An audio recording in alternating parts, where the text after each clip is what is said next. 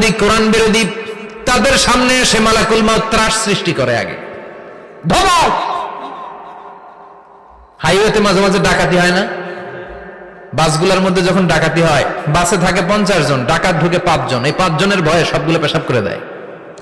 কারণ ত্রাস সৃষ্টি করে। এসেই চাইনিজ কুড়াল দিয়ে আগে কুবায় দেয় 4-5 জনের। রক্ত দেখে কি দেওয়ার সব আগে রেডি করে রাখে। মালাকুল মাউত এসে কাফের, নাস্তিক, মুশরিকদের সামনে সেরকম একটা ত্রাস সৃষ্টি করে। ভয়ে লোকটা কাঁপতে থাকে।